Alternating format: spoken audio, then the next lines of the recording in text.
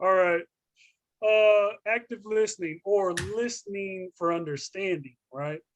Um, so this was not, this session is not called what is empathy and understanding. It's, how to use it to improve your relationship. So we have to spend some time on that. Okay. Hopefully, just discussing it, learning more about it can help you do that. But this should definitely help you out if you follow these instructions. So when I was using this other oriented empathy after I tried and failed with self empathy, I'll just I'll just stick with self empathy and other. We'll leave that oriented part, but you get it. So when I was using empathy in the diaper rash argument, I was also following this process. This process has been adapted. It was adopted, now adapted from Dr. John Gottman. Some of you guys have heard me talk about him a lot because I love this dude. And he's a relationship researcher. And I'm not going to promote him any more than that. But he had this acronym called FIG-TESPN. And I'm not gonna sit here and try to tell people about FIG-TESPN. Like I don't know what it stands for anymore. I can't remember. So I tried to just change the words a little bit so that it would be something that made sense to me and could form an actual word. And so what I found is adults. When we're in an argument, let's act like adults, right? ADULTS. I think that's how you spell it. So that right, Dina? Okay, cool. You're like right there at the top, so I just see you up. So what's the first? What's A stand for? Awareness. Remember, Tremaine, you talked about, I can't remember the word you used, but I said I'm going to change that to awareness because I know I'm going to be talking about that later in the slide. Observant. Observant, right, right. Observant, awareness.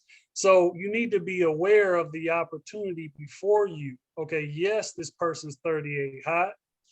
No other number really makes sense. I know why now. Thank you very much, Steven's cousin.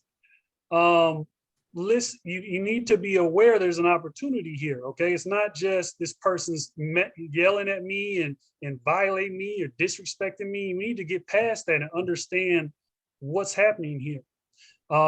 Stephen Turner, you talked about the way in which you listen and accomplishes the same thing here. Like I'm listening, I'm trying to learn what's going on.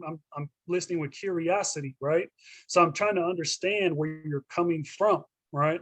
So listening for understanding helps you to avoid being easily offended and missing out on the opportunity before you. Because even when somebody is hollering at you, they are trying to engage with you. Like your woman is, or your husband, your wife or your husband, they're coming at you. They may be coming at you in the wrong way, but they're still coming to you. You really got a problem when they don't even bother. Okay. That's when you're in real bad shape. Not when she's cussing you out. Hopefully she's not doing that. But when she doesn't even bother, that's when you really look dangerous. All right. So we're listening for understanding and we're using that empathy, right? Whether that be self or other. Either we're walking in their shoes or we're just trying to observe their perspective. We're empathizing here with this awareness, okay? And then we're going to do what you talked about, Stephen, is we're going to paraphrase what's been communicated. We're going to demonstrate our understanding. Remember what I said? Remember what Lil Wayne said earlier, right? So if you don't feel me or understand me, you're not real. You can't be dependent upon, I can't trust you, okay? We want to demonstrate that understanding when our significant other, our children, whoever's important enough to us to go through this, that they're there with us. So let's look at it. So again, I talked about empathy with the diaper rash. I made that clear how we did that with my ex-wife. How did I paraphrase what was communicated? Okay, so I say this, correct me if I'm wrong. What I heard you say is, Maya came home with a diaper rash And you think that she developed that diaper rash because I wasn't changing her enough. That right? Yes. Yeah. Yeah. Okay. Yeah. All right. So we've done that. So you can't say I don't get it because I just paraphrased to you. You just agreed that I understand what you're trying to say. So we've reached the understanding at this point. Now some of that wall has come down. See, because man, we like to do this. Oh, there's a problem here. She yelling. What? No, no. Tremaine likes to do this. Oh, there's something going on here. She mad. Whatever. All right. Well, let's just fix it. Let's go to solutions. And I'm not saying Tremaine does. I know Tremaine Oh, does. I do that. You know me well. Right, right. We go from here to here, right? We start off initiating it, and we like to get right down to business, right? You know what I'm talking about. And so there's none of this happening. And women want this. They need this. So we go here and here, and maybe we did what we came to do, but she leaves unsatisfied, disappointed with the process in the way that you arrived there. Okay, so we demonstrate our understanding by paraphrasing what's communicated. We're not a parakeet. We're not just repeating everything they said. We're putting in our own words, making sure we understand where this person's coming from. And next, we label it. Okay, so what we're doing here is we're diffusing the bomb with demonstrating understanding and labeling, because they're ready to blow. 38 hot, I don't even know what gets hotter than that, but they're ready to go. Okay, boom. We've paraphrased, we demonstrated understanding, we've reached an agreement on that part at least, right? And if you ever been in sales, they try to get you to say yes, right? Get your customer to agree with you. So you're getting him or her to agree. Now we're going to label this thing. All right. How is this person feeling? Okay, so my ex-wife, correct me if I'm wrong here. What I'm hearing you say is Maya came home with a diaper rash, and you think that that probably happened because I was letting her walk around in a wet diaper all weekend. If she came to me with a diaper rash after being with you, I would be upset too. All right. I could tell you're angry, and I would feel angry too. Okay. So we're putting a label to the feeling, and we know that that's healthy because when we're in the grips of emotion, it's a different part of our brain that also doesn't make a lot of good choices. And when you bring in the one that labels it, now you're bringing in thought to the process, and that's very helpful. So we're labeling it. And now when we've done all that work, we got her good and ready. Now we're going to finish with the solutions. Now we jump here. So bop, bop, bop, bop. Now we get to the solutions because we've gone through all the steps. She's ready for a solution now. All right. So we can talk about it. Okay, so I would feel angry about that too. I don't want that to happen again. What do I need to do so that this doesn't happen again? Okay, check her diaper more often. Okay. Oh, if I see any rashes developing, do something about it. Put an ointment on it. Put some Vaseline on it, whatever it may be. Got it. Okay, cool. So now let's see how we did. Let's take the Wayne test. All right. So in that scenario where she comes to me, she's like, you don't understand, right? You can't be depended upon, right? So now what we've done is we've demonstrated understanding. We've talked about solutions and how how we can prevent this from happening again, and that I can be dependent upon. So I can be a real one again, right? And it's not going to just happen like that every single time. It's not going to just fix things overnight. Obviously, with the relationships, we need consistency and all that good stuff. But I can tell you, when we had that conversation, she went from about 8, 9, right down to a 5 or 6, and she didn't even know what to say. She was just, okay, bye. Like it just ended it, diffused the bomb, and I was just like, whoa, that really works. I was like, this is incredible, man.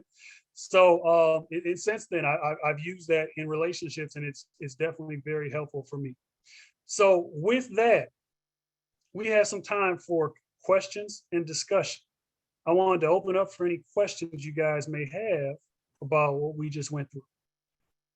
Now, Chris, I had a quick question, or well, just maybe observation, or used observation again, or just your opinion. So a lot of the, I think in our field, why we might not have some empathy sometimes for some of our guys is because we're so used to dealing with other people that we kind of bring that into the relationship we have with our current clients, current people we're working with. That same with relationships. Sometimes we could be in a relationship, just like with your example with the diaper. You happen to mention that that relationship was pretty much ending. So sometimes you are already going into that into that conversation with that built up aggression, and just you already have your way of thinking that I don't like this, or this person did this purpose to it, whatever the case may be. So you come into things sometimes with just that mindset. And I think that removes you from the empathy you could feel or be in that person's shoes, because you already have that built up, or that mindset of what's wrong, what I don't like, what I'm looking for, what I perceive as a problem. It might not even be a problem. Yeah, no, I like that. I'm so glad you said that, because we come in and we don't really take something at face value. Like this situation, we throw all the other baggage on top of it, right? And so it becomes something that makes us far more upset, doesn't allow us to give the person a fair chance. And so rather than me just being a dad with the daughter who got a diaper rash, kids get diaper rashes, right? It was, I'm not doing this, I'm not that, I'm not that. And it was because of all the other things. Absolutely. So that's where it's on us as individuals, before we come into a situation, to have our own level of awareness. When we start hearing that voice in our head talking about he never this, he never that, he ain't this, he ain't that, that's where we check that. Like, well, is that true? And usually it's not. So I mean, that's a great point. I think we, in relationships, we got to learn to let stuff go. And if we can't, we need to actually talk about it. Obviously, my ex-wife and I could not successfully do that. Yeah, and I must say, Chris, you have a better upgrade. So the upgrade. Shout out to that to Miss White. Now y'all know y'all wrong for this one. I'll be wrong. That's real talk. It's just fun and games. That's table talk. Yeah. That's what it is. That's what it is. I agree with you. They are wrong for that. I definitely agree with you. Hey, Chris. Yes. Chris, I do want to say this, man. I think you've given us some homework to take from this meeting, and that is one, in practicing empathy. I got a circle amongst some men that we talk, several times during the week, and one of the things we'll say is we don't have enough conversations like that as men. And I'm gonna tell you, I need to add the empathy conversation, because that's not one that's come in any of my circles. Hey, I need to practice more empathy. And I'm gonna tell you an example of one that, even if you live in this Atlanta area, you have heard this. And I said, man, I need to go out there. I always wanted to know, how did the young men that they coined on the news, the young entrepreneurs on the corner who selling the waters, trying to make money, they call them water boys. And I was like, man, let's take a team of men out there, man, and help these young men sell this water. Because obviously they doing it because they exercising their entrepreneur, abilities, and trying to get some money in their pocket.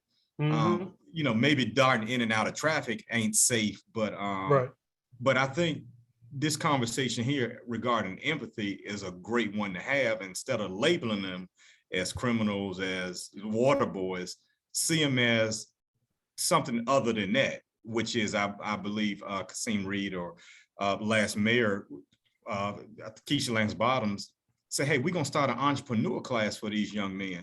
So I think that was a brilliant way of taking the empathy conversation and using it and saying, hey, let's look at how we empathize with people and just not label them in a way. Absolutely. That's great. And Steve, we need to talk about, if you go out to talk to them, we just need to connect, period. So please, leave your information so we can connect, because I definitely am interested in that conversation that you're having. And then Water Boys, I was wondering, I'm like, man, why is everybody selling water? And I realized they're not just selling water for $1. No, they're upselling you when you get there. Like, I remember I gave a $10 bill, and he was like, all right, thanks. And I was like, oh, what? What do you mean, thanks? But COVID, so I said, keep it. That was the plan anyways, was to give him $10. But then here's what cracked me up. Then his boy comes right behind him, like, hey, big bro, hey, big bro, can I get some? And I was like, I just gave him $10. Y'all split it. Like, they making a lot of money off that water, a lot more than $1. So, but yeah, I like the empathetic approach. Like, that's what we really need, right? I mean, like, our policing and everything. Like, if you can feel what this other person's feeling, or put yourself in their shoes, you can reach a better understanding. And really, when you have a better understanding, you can really get to know their intentions a little more. Like, I get a better feel for his intentions because I'm in his shoes. I feel what he feels. Great point. Anybody else? We got any other hands up? Nina says they call them squeegee boys in Baltimore. What do they call them? Squeegee boys. Oh, okay. Yeah. Like DMX and Belly. Yeah, with the squeegee. Absolutely. Very good, very good. Okay. Any other questions about this? Questions or comments about what we've discussed so far? I think it's I think it's important that when we're speaking about empathy, we have to consider self-awareness too, right? It's harder to be empathetic to someone when you're not even aware of what you're going through, or how you filter stuff, right? I remember dating someone, and when things would get tense between us, he would say, I need you to hear what I'm saying and not use your filters. And it always de-escalated the situation, because I would be angry, right? Unaware of how my behavior is affecting his behavior. And when he would say that, I would say, oh, and I would have to first become self-aware. Yes. In order to empathize with what he was saying. Right. Exactly. I love that you said that. So you need to listen to me without your filters. Please listen to me without your filters. You used to say, here, you got to hear me. Don't put your filters on. Listen to what I'm saying before you get all riled up. And it always, right, was like a check for me, like, oh, okay, I'm going too far. And I was able to de-escalate and hear what he had to say. And we were able to resolve stuff in that space. Nice. And I'm also thinking about what Tremaine brought up earlier, where if you have some history with somebody, you got some baggage. Yeah, your filters. Yeah. The filters can be referred to as baggage, history, whatever you want to call it.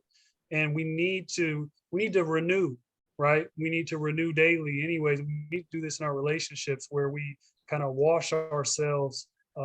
Somebody said wash our mind, and I liked it. I think it maybe was Roosevelt Muhammad, where you need to wash your mind. It was Roosevelt. And it allows you to see things more clearly. So remove those filters, throw down that baggage, wash your mind. Very good. Yep. And you'll increase your level of awareness, like you said. Yeah. Like, you can see things for how they truly are. Love it. Thank you for the comments. Anybody else?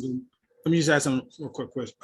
Again, if everybody can, 8:15, we're gonna have a clubhouse. Also, can you please add your names to the comments, to the chat, if you can, your names, your email address to the chat, please. Hi, my name is Shalonda Burns. I just want to add, I'm a foster parent. My husband and I, we're a foster parent of 3, a sibling group of 3. And I know we use empathy a lot, especially with them, because as any foster child, they have experienced trauma. But I was reading your list here. We definitely talk a lot through the situations and things they experience, even through their daily lives, but they often bring up stories of their past, and we talk a lot about it to help them get over it, and give them solutions as well to help them gain understanding, and also to help them find relief and comfort. So I think understanding, I like what the lady just said, understanding yourself and understanding the kids and understanding where they come from. Right. Yeah, I imagine empathy is even more valuable when you have kids that haven't been raised by you this whole time. And they came to you because of some difficult circumstances. And not like they said, my mom and dad have been great to me, but I think it's time to go live with somebody else. So being able to empathize with them is incredibly powerful. I have never had that experience, so I can't speak on it too much, but I can just see how it'd be even more important, right? For you to really intentionally practice empathy with foster kids, because it's not going to come quite as easy as with your own children. Well, truthfully, sometimes it could be easy to have that separation. But I wanted to, okay, Tabitha, go ahead. I see that hand. Oh, actually, was Stephen's hand? No, go ahead, Tabitha, then we'll get to Stephen. Go ahead, Tabitha. If you I had to find the unmute button. I'm sorry. No problem.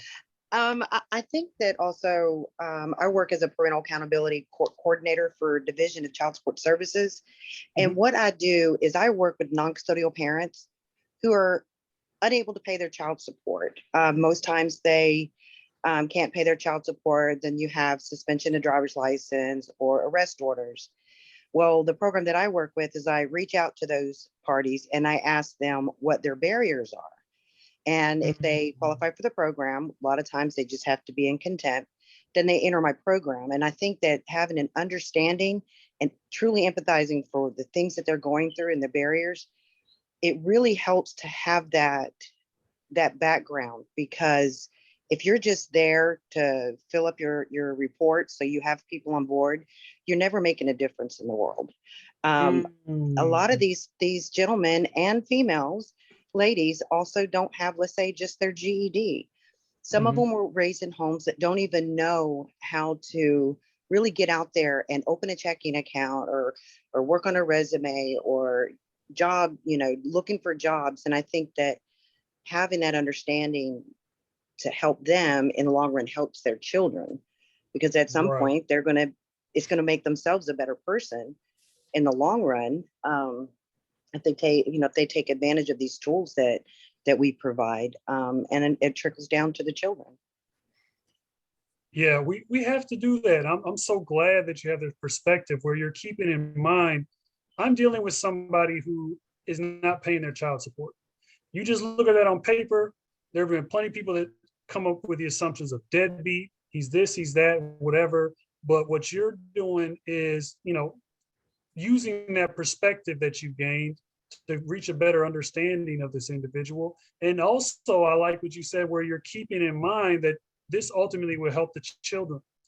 And I love that you said that for everybody to hear, because we lose sight of that. And we know we've experienced that before. We go in to receive some help for something and somebody does not really care. Something's preventing them from caring about what we're going through in this moment, whether it be your cable service not working properly or you're behind on child support, whatever it is. You felt that from somebody who doesn't care. It doesn't feel good. So, if we're in this business to really help somebody, we always need to keep that in mind. If anything, we're benefiting the kids by helping them. And one more thing before I go to Stephen, if you are doing what the young lady before with the foster kids mentioned, following these sorts of steps, however you do it, you're also teaching them. So you're helping them in that situation, but you're teaching not only your children, but whoever you're around, how to process things, right? How to resolve issues. When you go through this process, they will absorb it if you do it often enough. Go ahead, Stephen. I see your hand. Stephen, wait, hold just 1 second. Could you guys fill out the Dina put in a form to complete for the webinar, please provide the feedback to that. So if you guys can click onto the form in the chat, fill that out, that would be grateful. Thank you very much. Sorry, Stephen, go ahead.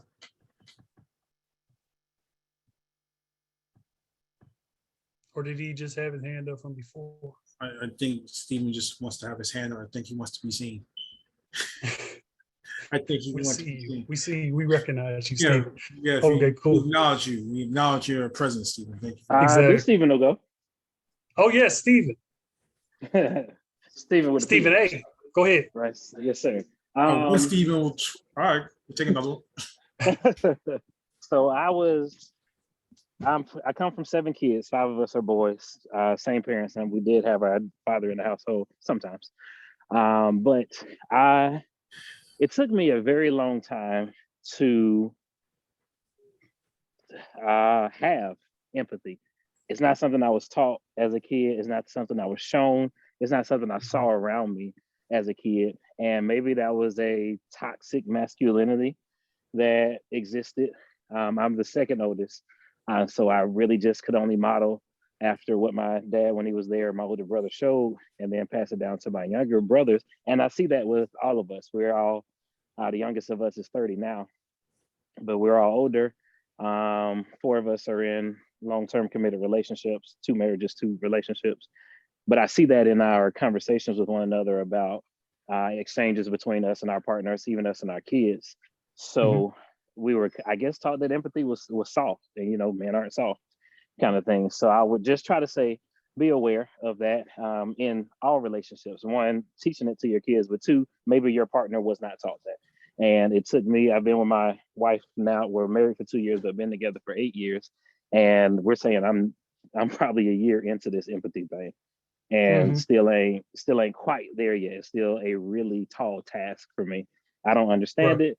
I don't always agree with it. I definitely don't always express it, but I'm trying to learn it more and show it more. Just be aware of that with your partners and with what you're teaching your kids. See, and that's the power of this dialogue that we have, because we have all these different perspectives. Did I mention that anywhere, patience, when we talk about learning this and using it in practice? No, I did not. So thank you for giving us that, Stephen, because like you said, if you didn't learn it, and even more, you were taught that this is soft, you're acting like a whatever, right? Trying to express your feelings, it's going to be pretty hard for you to go there if you've learned that as a child. So be patient as we learn this new evolved form of communication, right? Great point. Thank you for that. Anybody else? I know, Tremaine, you did talk about us jumping over to Clubhouse. Yes. I just signed up for it 5 minutes before the call. I'm pretty excited to test it out because I've never used it before. So if you guys have anything you'd like to talk about and continue the dialogue, we will be doing it over there at Clubhouse. I don't know how it's going to work because I've never been on it. But I've never been invited myself. I'm not one of the cool kids. So I am thankful now I can be one of the cool kids to be on Clubhouse myself. There you go. So I get to now tell people, hey, I was on Clubhouse myself. Tremaine, they're just letting anybody on now. Oh, now, anybody. So now it just might be over. Now they let us on, they might shut it down. Today might be the last day for Clubhouse. Right. I see your hand. Now. Satchel. Hi. Can you guys hear me? Yep. Could you pronounce your name for us, please? You actually pronounced it right. Satchel. That's good. Right. I actually have a question. So I've been listening to everything, and I think my question would say a lot about my circle, but what would you guys say to the phrase, stop making excuses for people? I often find myself at the end of that sentence where people tell me that I'm making excuses for people. And I call it empathy in a sense that I feel, not really feel sorry, but just kind of understand why people would act certain ways. But my circle will often tell me that that's just excuses. So how would you respond to that? Wow. So there is a difference between empathy and agreement, or empathy and acceptance of behavior, right? You can understand what somebody's feeling, what their point of view is, and say, that is wrong. It's not even close to right. It's completely wrong. It's inexcusable, right? So, like I always tell my kids, you're not going to get in trouble for how you feel. You can't get in trouble for how you feel. You can get in trouble for what you do or what you say, right? So that's what I would say to that is we don't have to excuse anything. We don't have to, just because we're empathizing with them, just because we feel what they feel, doesn't mean we have to excuse the behavior or agree with the behavior. I like to draw the distinction between agreement and understanding, right? Because I'll have these conversations with people in my life and they think because I don't agree with them, I don't understand, but it's, no, I understand. I paraphrased. We agree that I understand. I just think you're wrong. I just disagree. I don't think what you did was right. You shouldn't have done that. That sort of thing. And for me, empathy isn't given an, when I'm able to show it, isn't given an excuse. Simply telling somebody to be somewhere emotionally will not make them there. Empathy is meeting them where they are and understanding that it's a process, not necessarily a decision. The process may start with a decision, but it's not a light switch that's just going to flip and say, all right, you're where I want you to be. Empathy is that step in that process. Mhm. Exactly. So, Mr. White, Thank you this so is much. a great session. I must say it's standing room only. I think we have almost what we have 40, it's like 35 people. So we are so excited that everyone is here. We do have a few housekeeping requests. I know Dina has put the evaluation in the chat, but Dina, if you don't mind, can you put it in again so people can easily get to it? And we'll just give them a few moments to complete it. Please take the time to complete it. We would love to hear your feedback. Your feedback helps us to develop and continue more sessions like this. And we want to make sure that we are giving you what you want to hear, what are topics of interest, for you. So Dina will put that link back in the chat. And I do encourage everyone, once you complete the evaluation form, to go over to our Clubhouse. Again, this rich conversation will continue, over there. It's really I would say kind of laid back, you know what I mean? And it's just something cool to do. So I definitely am excited that Dina has added this as a part of our sessions. But again, we just ask you to please take a few moments. She has put the link in the chat. So it's right there where you can easily access it and fill the evaluation form back out, fill it out so that we can get your feedback. And we will give you a few minutes. And so Dina, I think maybe 2 or 3 minutes you think it would take folks to get over there and to complete it. And so I will stop talking in 2 or 3 minutes. Dina, you can just get back on and just give them instructions on how to get to Clubhouse. But again, thank you guys so much for joining us. Kudos to you, Mr. White and Mr. Ferguson, for a great session. Thank you. And sorry we don't have any soft music in the background. I would sing for you, but then nobody would go to Clubhouse or anybody else. You would be follow us anywhere else. Me neither. I wasn't blessed with a good voice either.